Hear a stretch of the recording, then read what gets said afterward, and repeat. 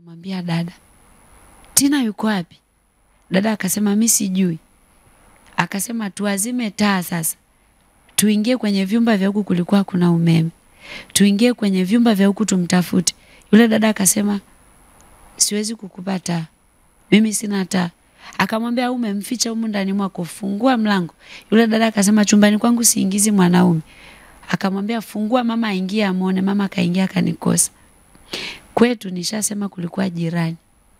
Baba akasema umetunyima taa. Baba akasema wote bakini hapa. Baba akarudi nyumbani. Kaenda kachukua tochi. Kachukua ile taa ya chemli. Kaja nayo pale. Leo atafia hapa. Hato nikimbia. Hato toka kwenye mikono yangu. Kama sijamzaa mimi. Kama hajatoka kwenye kiuno changu. Atatoka hapa. Yani unajua ile. Unasikia yote. Ninasikia yote. Niko hoi. Yani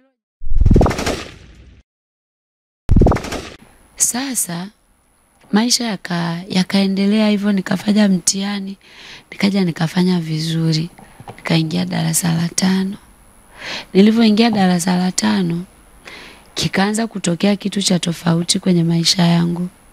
Licha ya changamoto zinaendelea, lakini na huduma pia zikaanza. Nilipoanza huduma pia vita ikazidi pale. Ninakumbuka nilikuwa tu nimekaa shule na wanafunzi. Ghafla nikaa naona, yani nilikuwa nikifika, yani naona watu hivi una changamoto, sijui yani una mambo fulani unayapitia naona. Kwa nikaa namuona mwanafunzi mmoja, nashukuru Mungu aliokoka tangu kipindi kile. Mpaka sasa hivi ni mtumishi wa Mungu mzuri. Anaendelea mbele. Nikamwambia nyumbani kwenu wamemtuma mama yako aje kuchukua, alishakufa. Kwa hiyo ukiingia pale kwenu mama yako huwa anakaa nyuma ya mlango. Anataka akuchukue, inabidi uokoke. Yani hapo hata sielewi, ninachojua tu ndo nafanya hivyo vitu. Kwa sababu Roho Mtakatifu alikuwa ndani yangu hivyo. Na nimekuja kuelewa zaidi hivi ninavyoendelea kumtumikia Mungu. Nasema kumbe pale Roho Mtakatifu alikuwa ananichukua kwa namna ile na kunitumia vile. Kwa sasa yule binti akawa kweli anaota hizo ndoto. Akilala na jana yake alikuwa ameota mama yake anakuja kumchukua. Kwa kweli bwana, kweli mimi niko tayari kuokoka. Mwingine tena hivyo nikamwambia wewe hiyo alikuwa amevaa cheni. Nikamwambia hiyo sio cheni, ni nyoka. Kumbe yule naye akilala anaota nyoka, amevaa nyoka. Kwa hiyo vile ikaa inatokea watu huyu anaona vitu. Watu wakawa wanaambizana. Wakija wakaanza sasa kuja watu wazima, sio wanafunzi tena. Wakaanza kuja watu wazima. Wakija kweli wanashangaa, nawaambia kitu. Mama una changamoto ina kazini kwako kuna hiki, inabidi umpe Yesu maisha yako, yeye anaweza.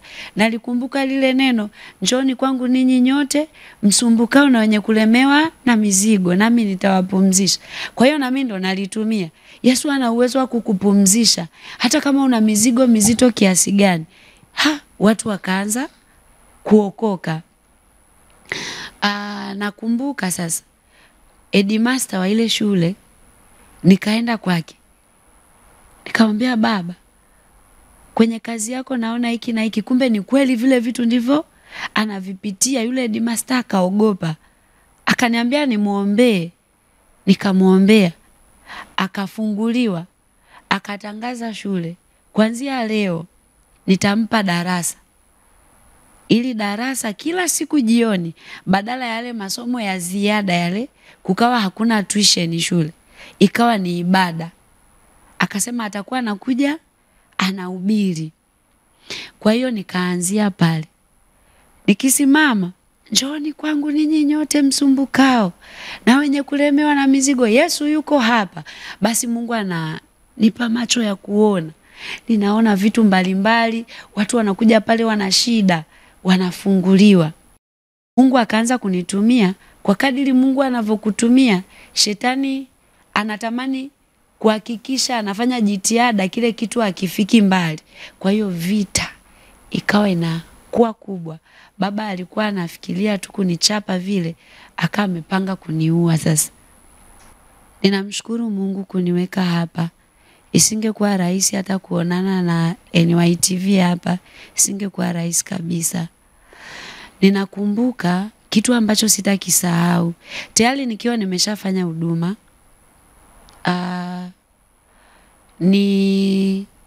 Nikiwa sasa nimefika darasa la 7 tayari.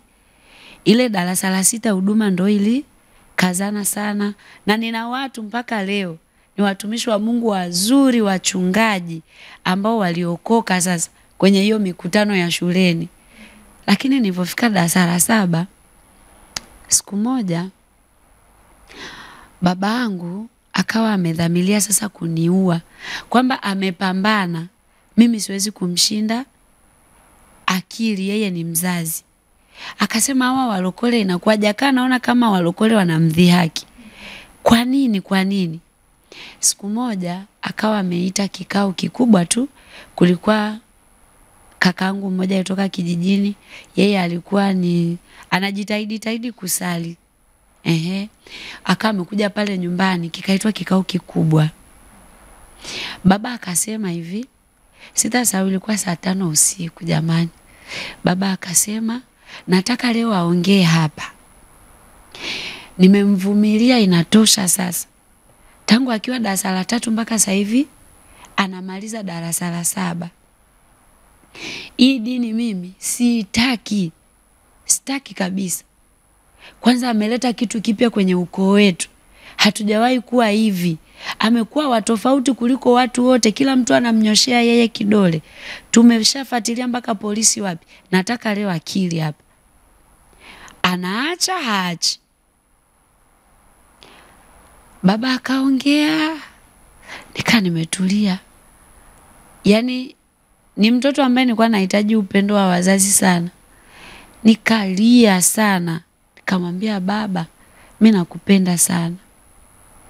Niko tayari kukusikiliza kwa chochote kile.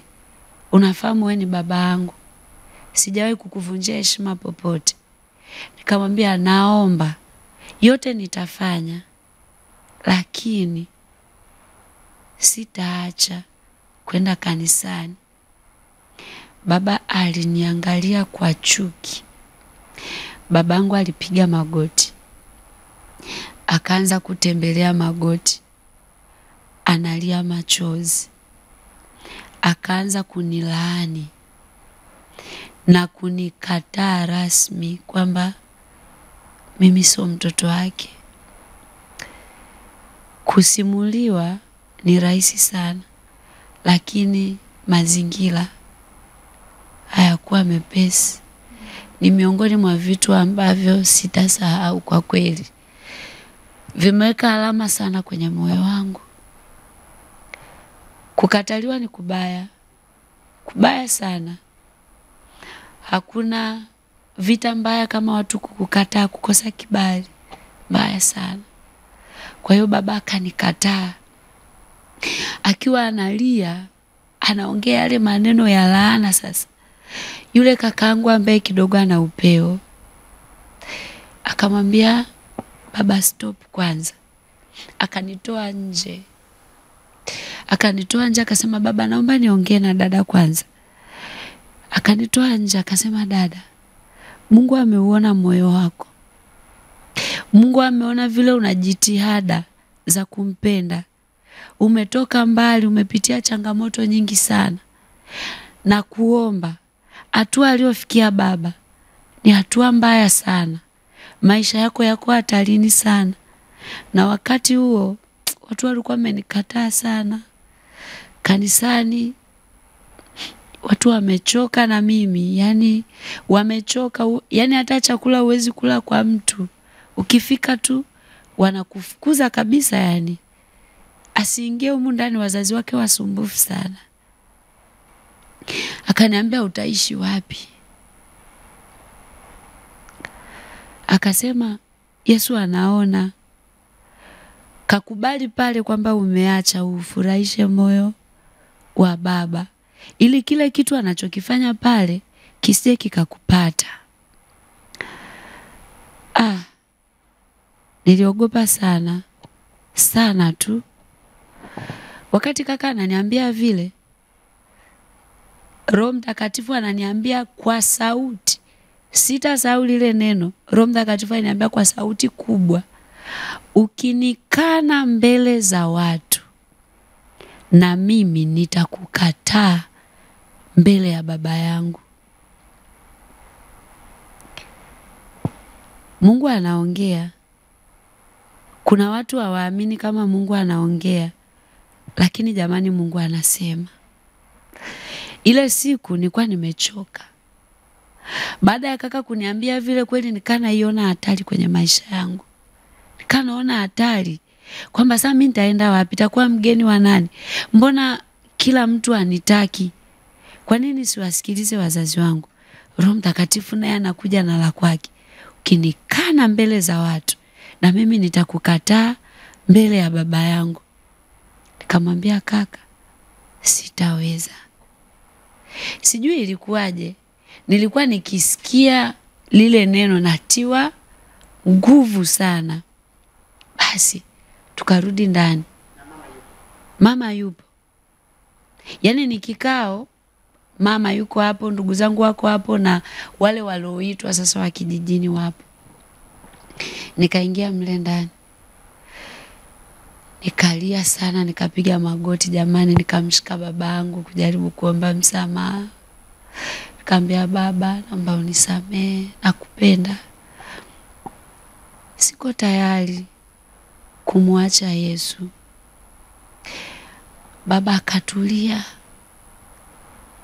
Baadaye akainuka. Akasema, sirudi nyuma. Kuanzia leo, huyu sio mtoto wangu.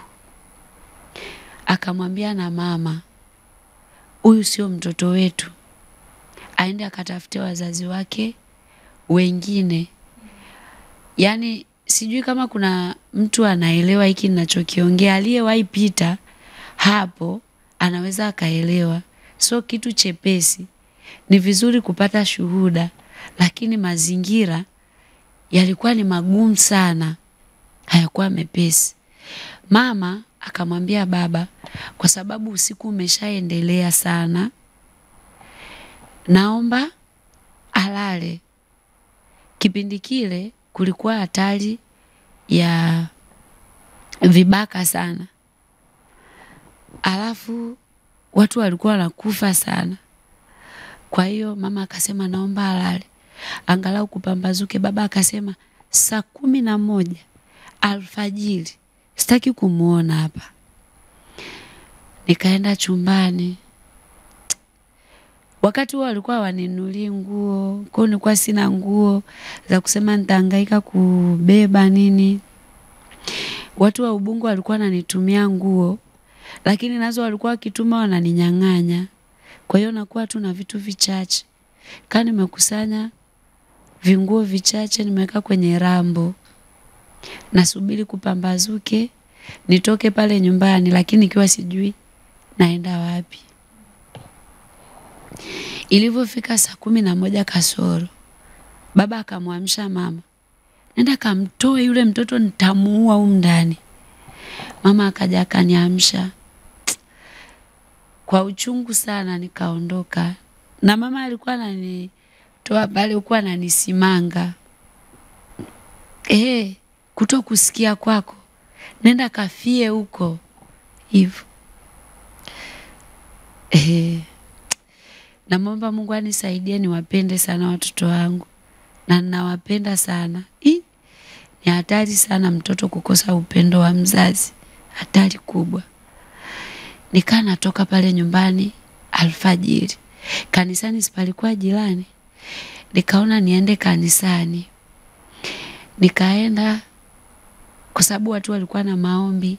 Nikaingia kwenye madarasa ya watoto. Nikakaa pale, nikalala kidogo. Kukapambazuka sasa nikatoka. Njaa inaniuma sana. Nikaenda shule moja ya sekondari. Nishachoka, siwezi kwenda kwa mtu. Watu wamenichoka, yani na mimi nimechoka ule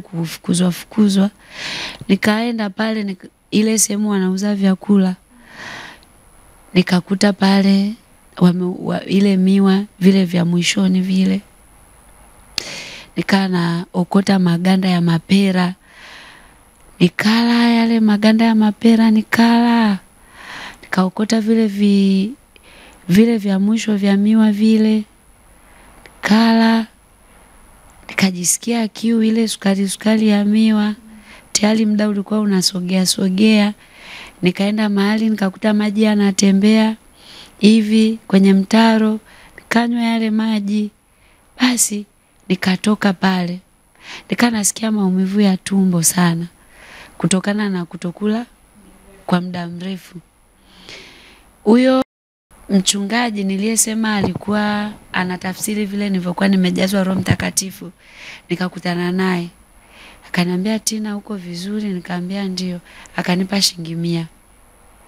Kipindi hicho shilingi 100 kulikuwa vitu vya shilingi 5, shilingi 10. Kwa hiyo akaniambia utakula chochote. Nilivozunguka ile siku nikaa narudi sasa kwenye kituo ambako ni wapi? Kanisani.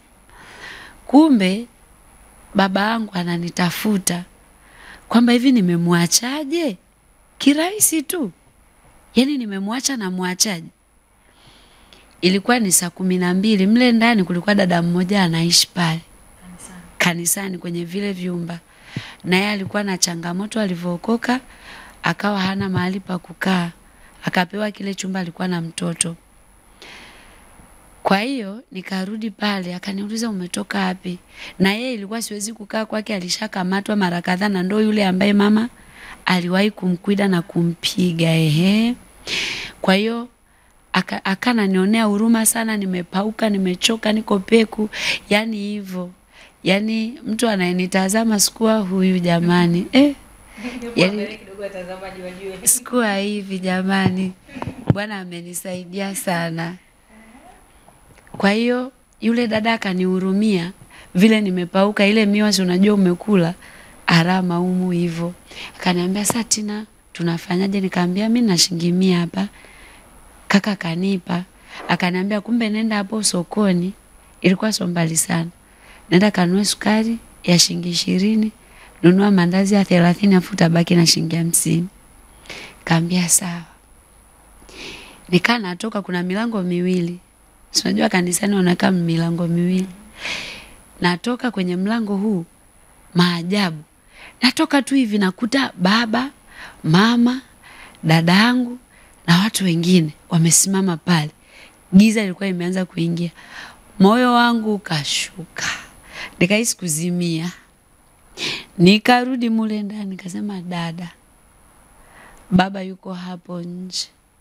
Wao hawakukuona wazazi? Hawajaniona. Mimi tu ile natoka nikawaona wamesimama. Dada akasema, si alikufukuza rasmi na ameshakukataa jamani? Nikamwambia wako hapo, ila sijui wanatafuta nini. Akaniambia, sasa kimbia mlango huu wa nyuma, kabla hawajazunguka kimbia uende, utakaa huko kukitulia hata saa 5 hivi, utarudi utagonga ukuta, nitasikia takufungulia uje ulale. Sawa dada. Natoka ule mlango wa nyuma, Mungu wangu, nakutana na kakaangu mmoja, alikuwa mganga wa kienyeji. Wako na watu wengine kundi.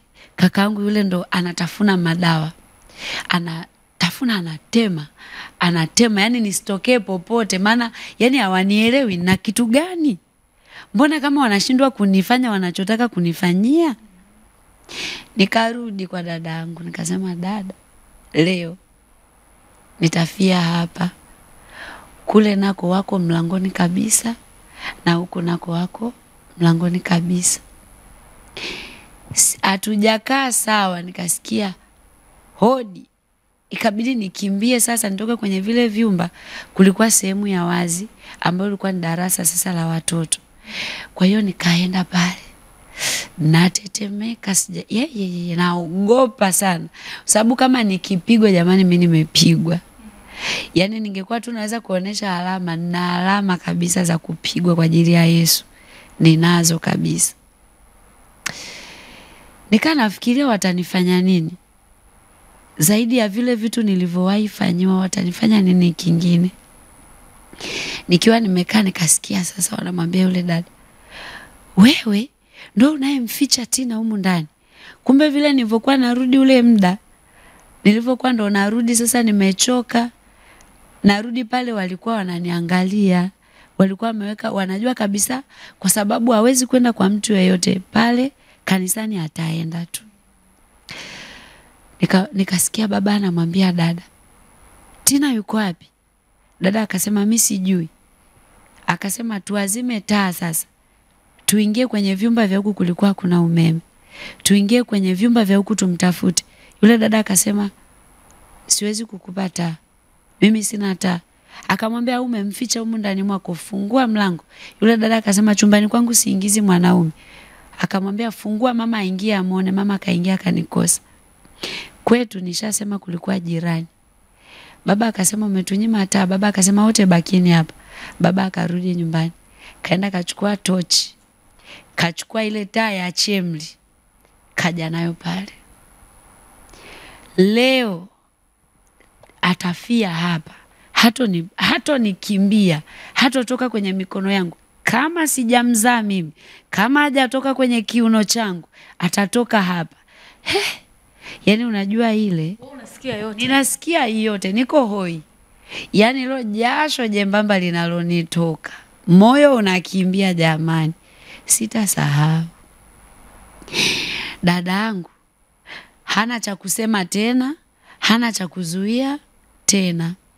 Nilivyoona wameanza kuja, nikamwambia Mungu, ni jana tu umesema nikikukana mbele za watu na wewe utanikataa. Nikasema kama kwa ajili ya kuokoka tu umeamua ndo iwe njia ya mimi kufa, basi leo kufa na nife. Nikapiga magoti, yani ile mikononi mwako Bwana naiweka roho yangu.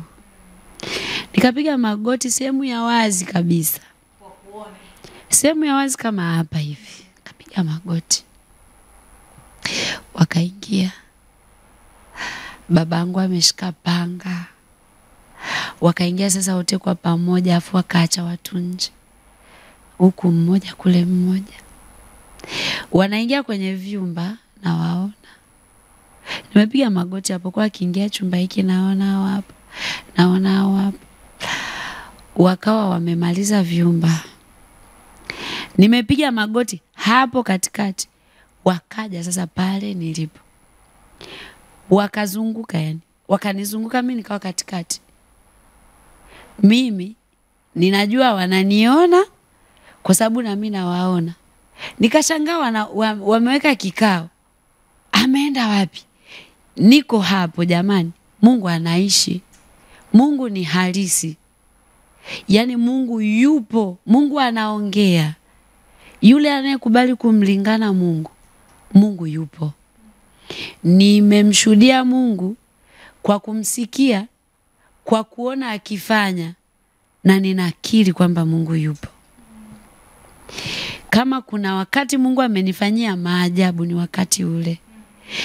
Moyo wangu unakimbia. Yani ile mtu amekusogelea mpaka mguu hivi.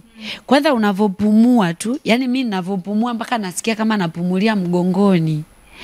Lakini wamenizunguka pale, hawanioni wala kunisikia. Yale kwangu ni maajabu. Baba amepaniki. Nakumbuka kaishika ile panga, kaipitisha kwenye sakafu hivi. Akasema leo. Niko hapo, hilo panga linapita. Yani ile ninayotetemeka. Yani huyu Mungu Bwana. Unajua Mungu ni Mungu. Mungu ameumba jamani. Yani Mungu anamiliki, anatawala. Alafu Mungu ni wa vitu vyote. Mungu yupo kila mahali. Jamani Mungu ni Mungu. Mungu anafanya. Mimi nimemuona Mungu na ninamuomba Mungu anisaidie.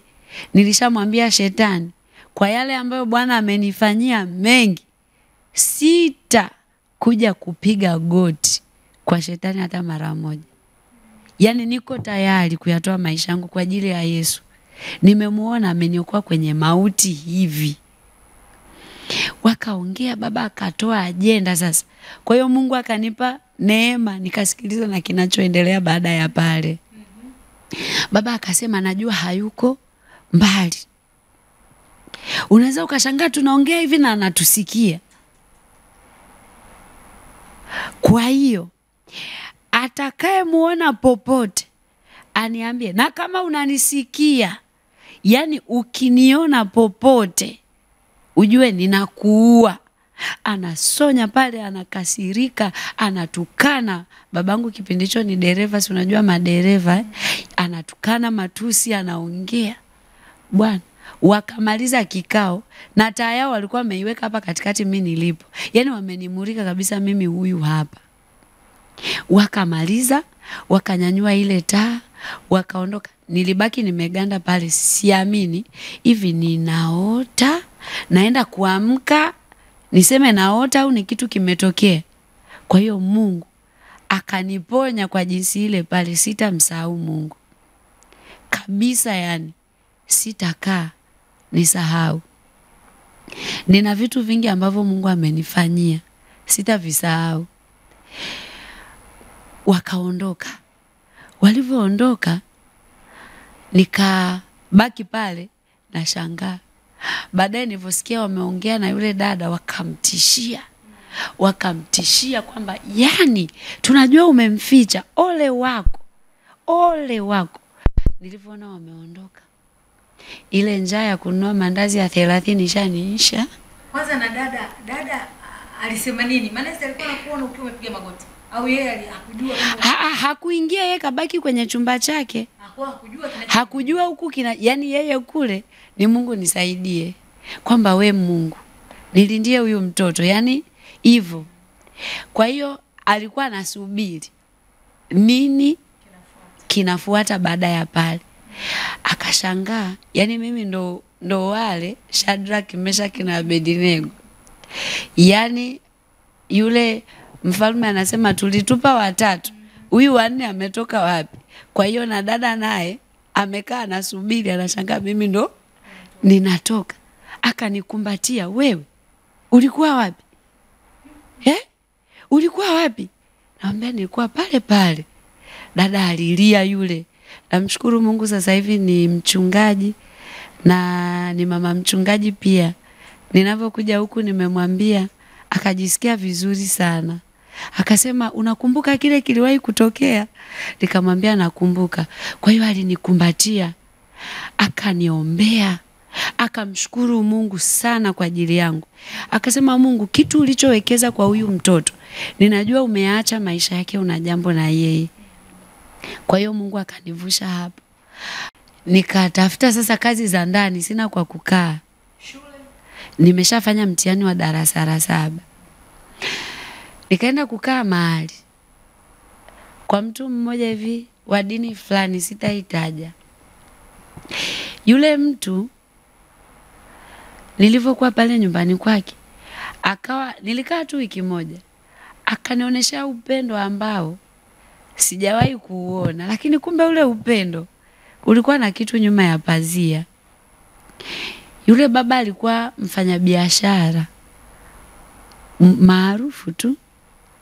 Kwa hiyo kumbe akaniona na mimi naweza nikafaa kwenye zile biashara. Sijajua aliona nini.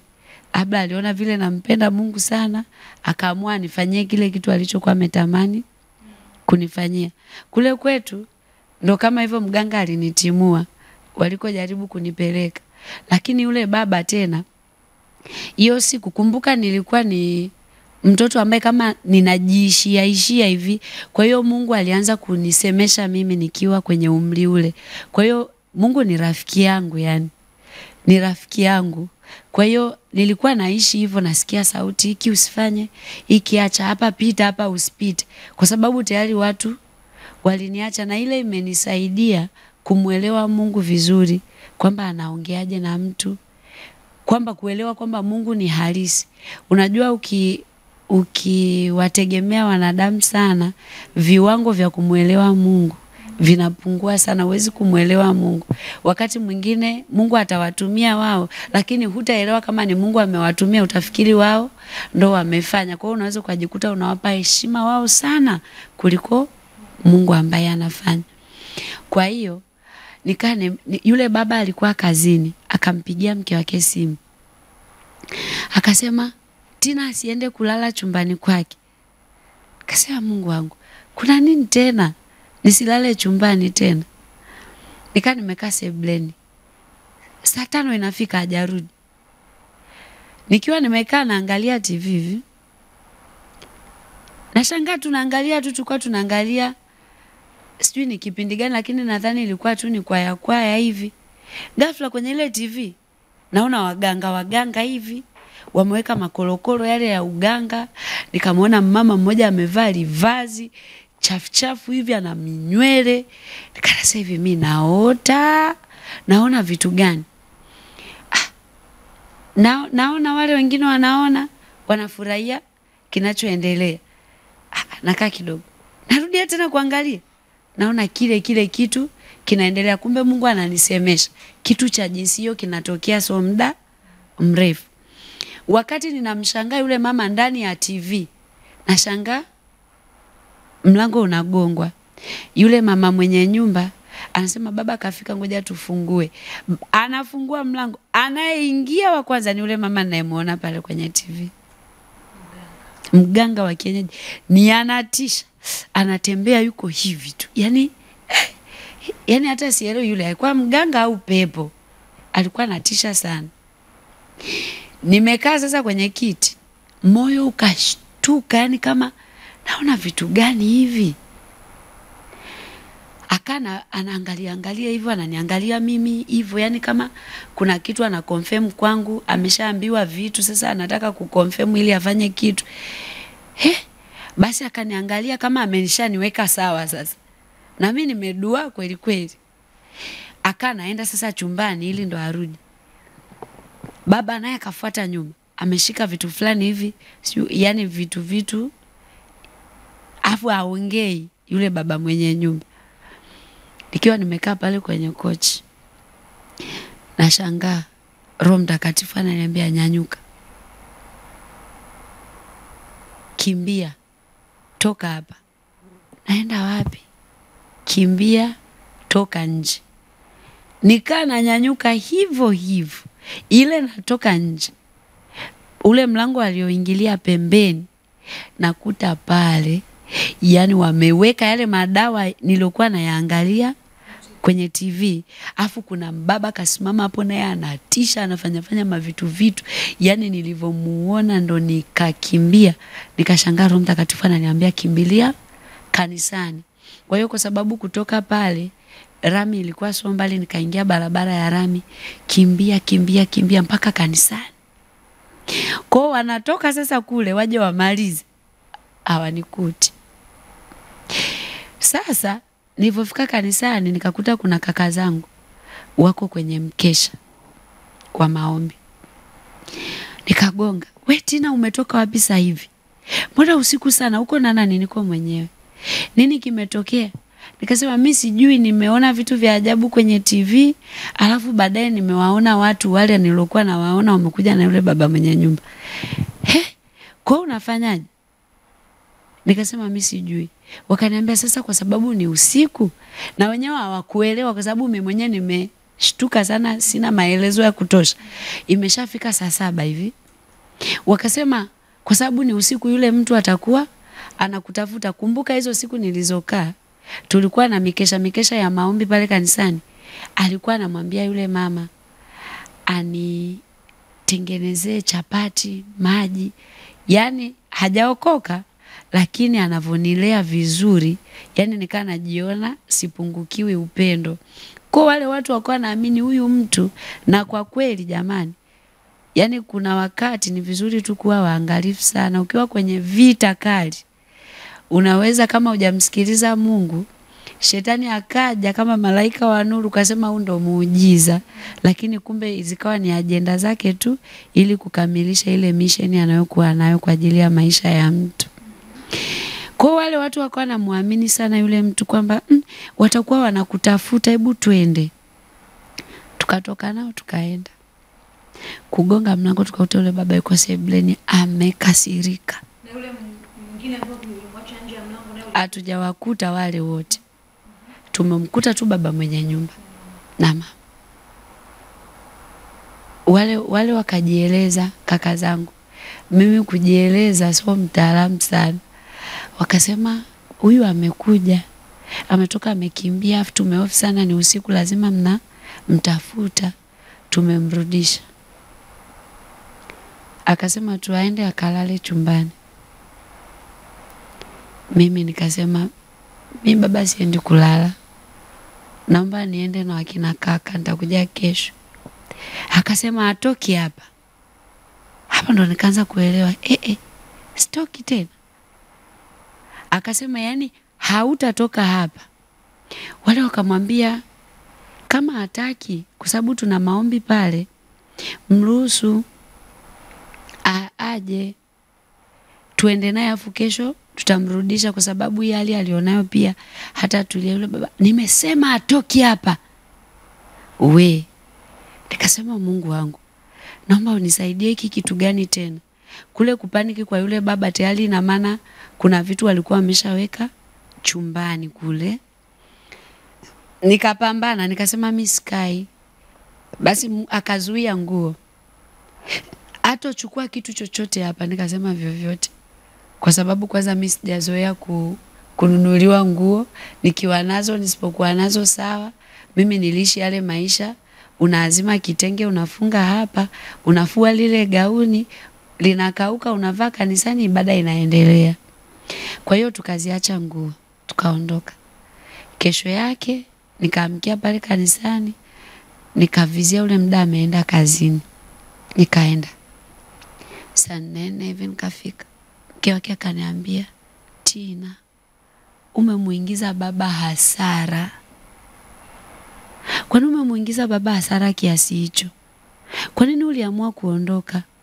Kwa nini umefanya vile ulivyofanya? Mtu ameatoa maisha yake kwa ajili yako.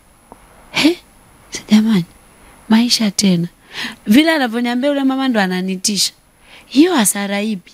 Kwa sababu nikijiona mimi ndo yule niliyekataliwa, sina hata cha maana. Mimi tu nimefika pale, nimehifadhiwa, nalishwa, na napewa mafuta ya kupaka, napewa sabuni, napewa nini. Nimeingiza hasara ipi? Akaniambia yani amesema utakiwi kuchukua chochote mpaka awepo mwenyewe.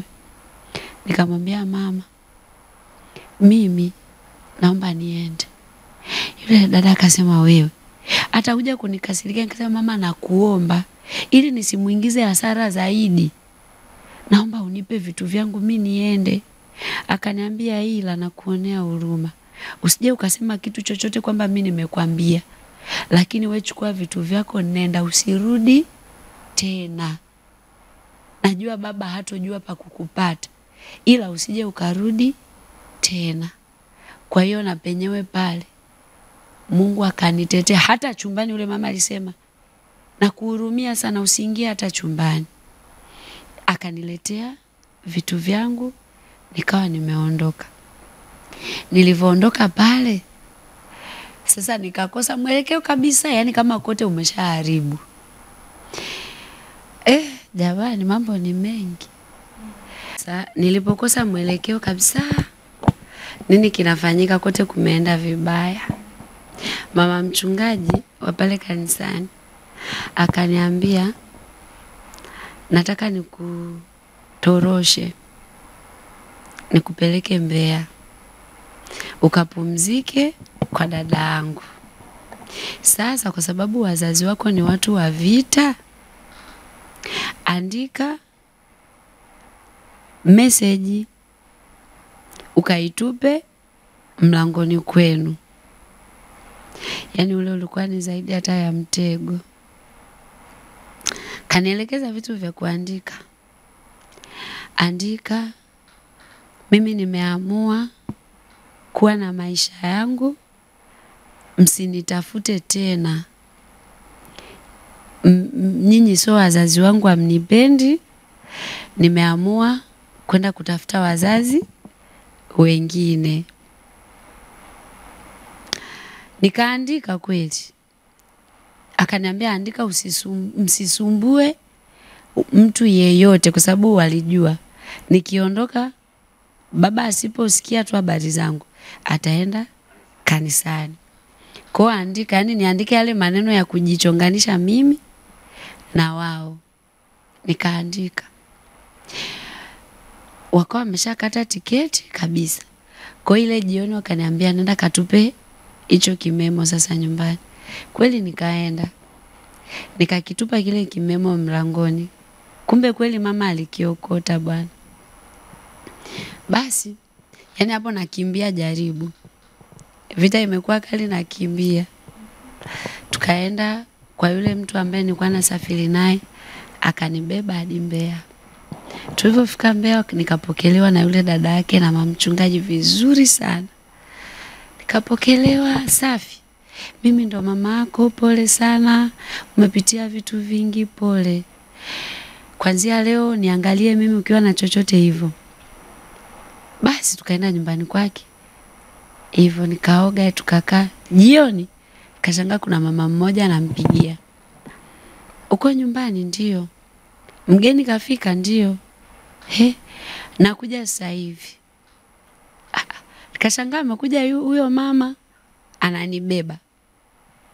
Yule mama aniambii chochote.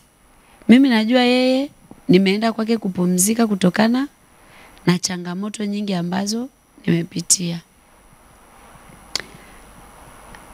Yani miongoni mwa vitu na venye vinaniumiza ni pamoja na hii pia. Mungu anisaidie. Najisikia kulia hivi lakini hivyo. Nikaenda kwa huyo mama mwingine. Nikafika pale sielewi chochote. Yule mama akaanza kuniambia, mbona huli? Nikaa naogopa, yani naogopa ile sielewi chochote. Sijaambiwa chochote. Akaanza kuniuliza.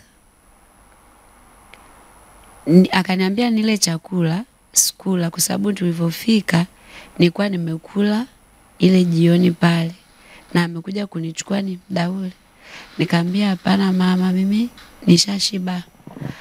Akasema au umefunga? Akasema hamna, nimekula. Na vile mimi sio mpenzi sana kwa kula.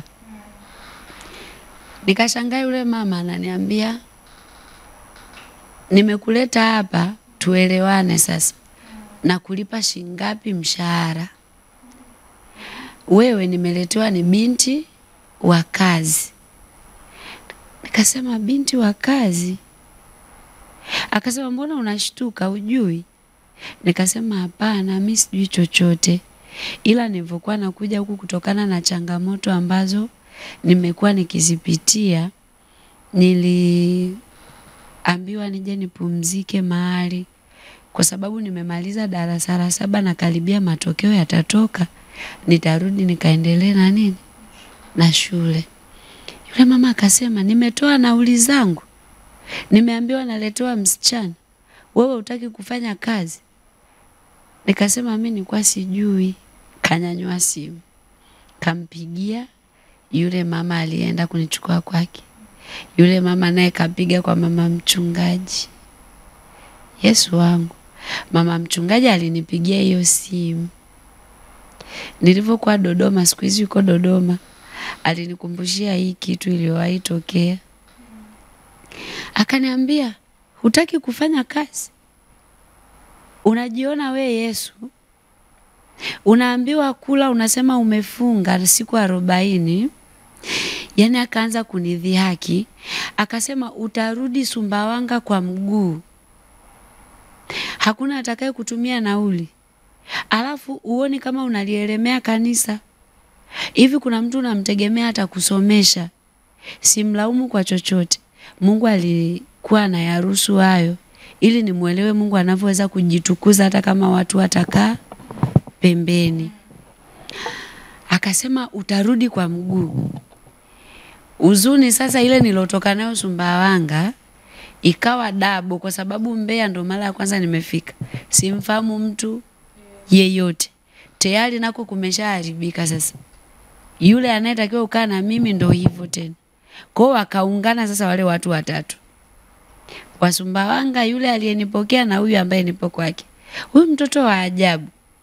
Eti hali anajikuta Yesu tayari wakaibua vitu vya ajabu, nafunga siku 40 sijui nini hivyo.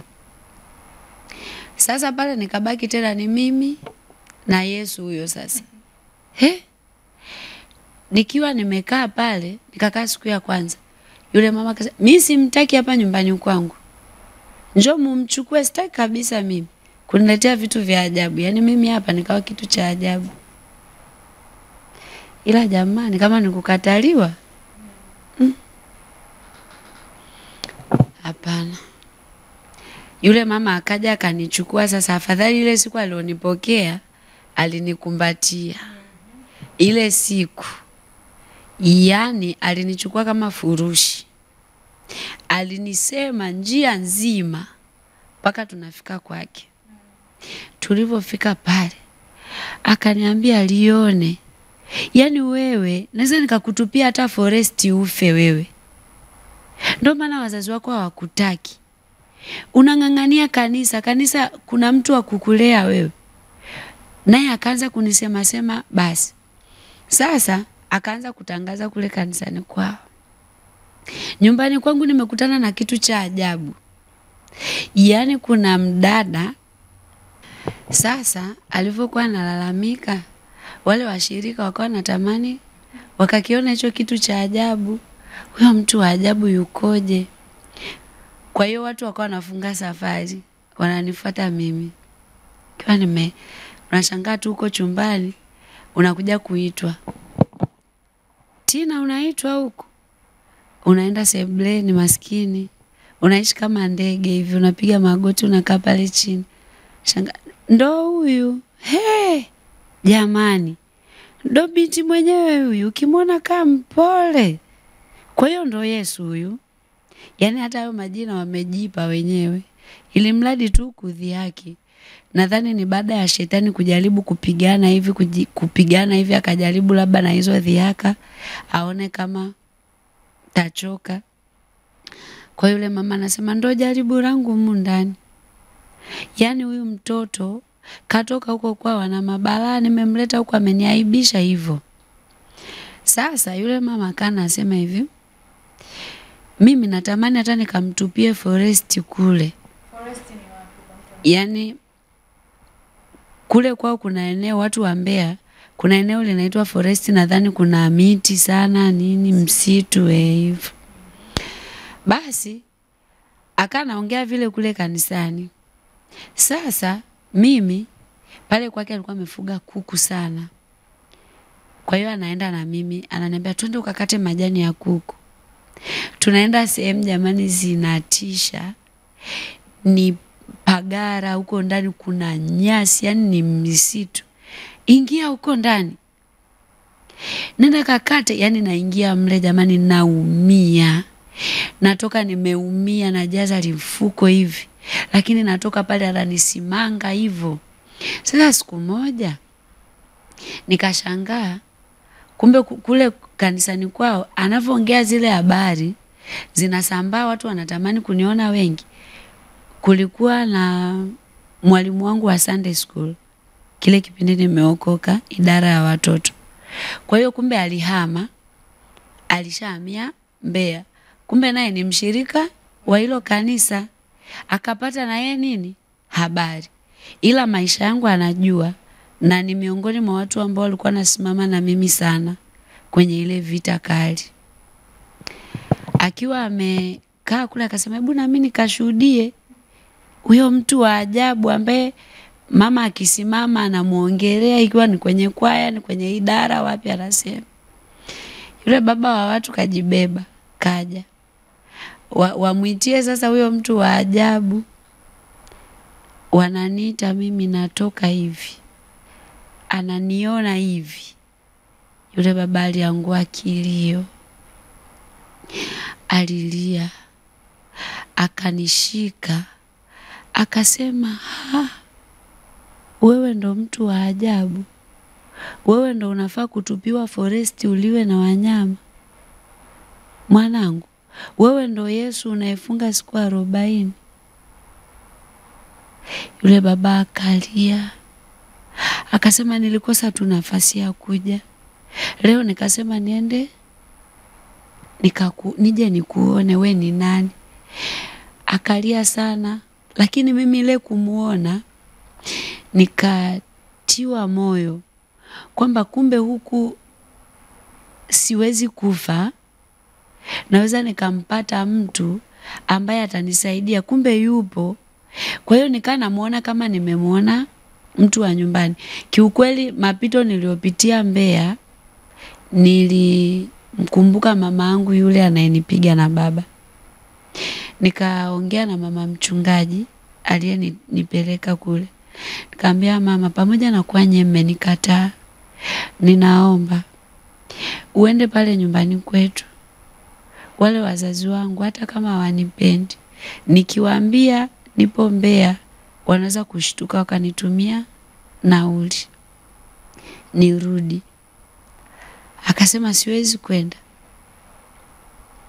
Yule baba aliniombea, akasema hivi, Mungu aliyeyatunza maisha yako kwenye umri mdogo ule wa kutisha kabisa, darasa la 3, unasema siwezi kumuacha Mungu, siwezi kuacha wokovu.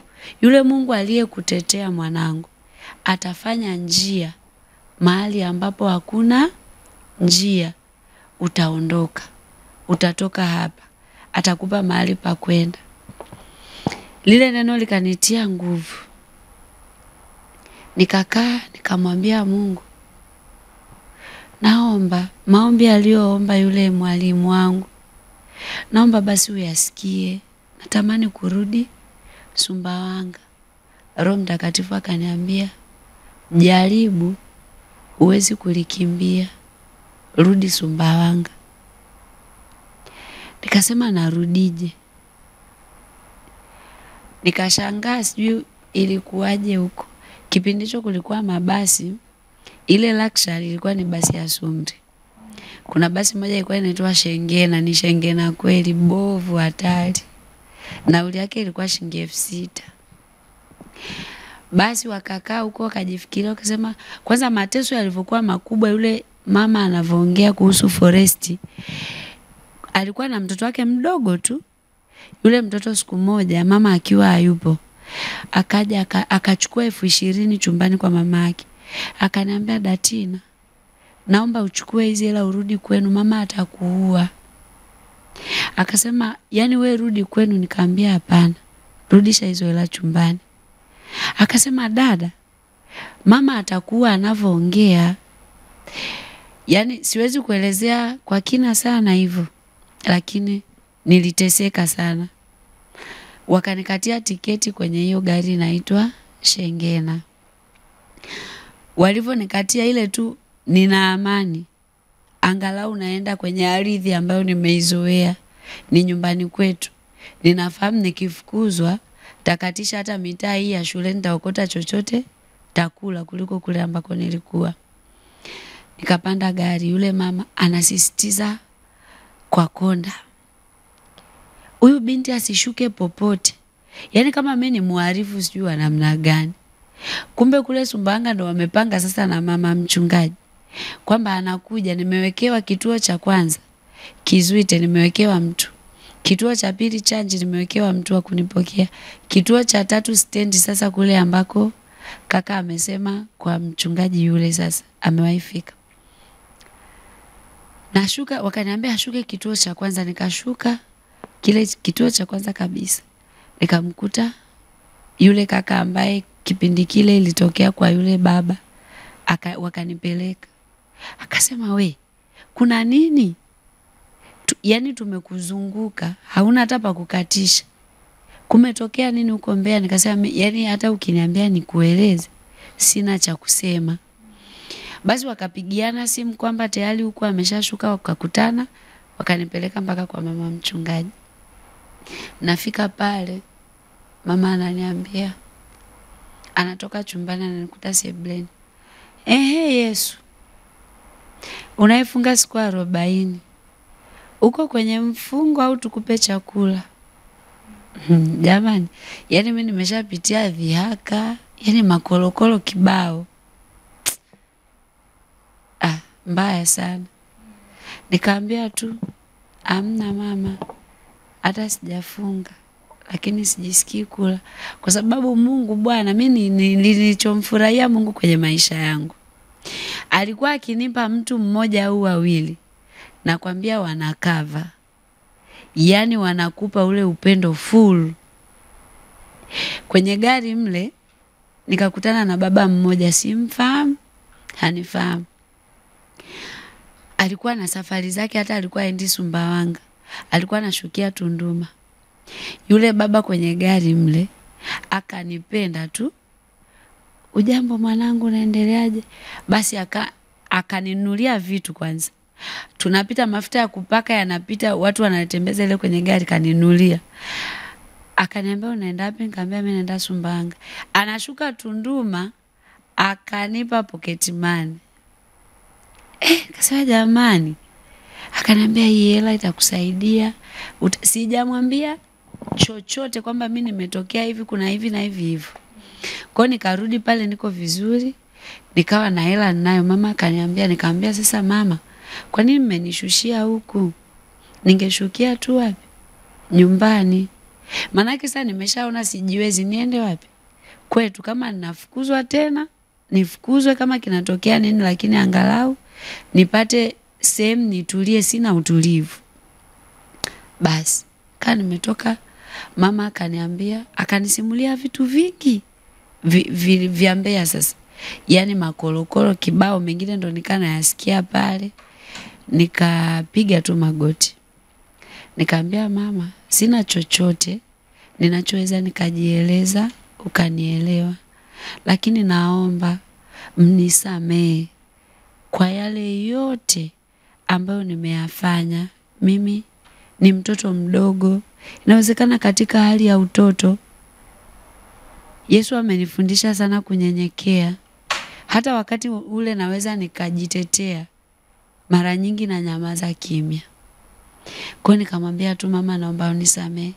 Akasema yale yaliyosema yote ni ya kweli, ni ya uongo. Nikamwambia sina hata lugha nzuri ya kusema ni kweli au ni uongo, kwa sababu nikisema yule wa kule pia ataonekana ni muongo kule nilikotoka. Kwa hiyo nikasi na kitu cha kusema. Nikamwambia tu naomba mnisaidie nirudi nyumbani. Akasema nitakupa mama mzee wa kanisa kupeleke wapi? Kwenu. Kumbe wanapanga kunipeleka nyumbani kwa ajili ya ile issue ya barua. Yani shetani ni muhuni sana. Yani licha ya mambo yote alionifanyia shetani yale yote, lakini akawa anataka tena kupitia ile barua kanishtaki upya sasa, kwamba nimeshawatukana sasa wazazi, vita ianzie pale upya. Kwamba umerudi kufanya nini? Wakati umesema hatukukuzaa, unaenda kutafuta wazazi wengine. Basi tukaenda, mama hayupo, wamesafiri. Baada ya siku 2 wakarudi, yule mama mzee akanipeleka. Sisi tumemleta huyu binti hapa. Alitoroka jamani.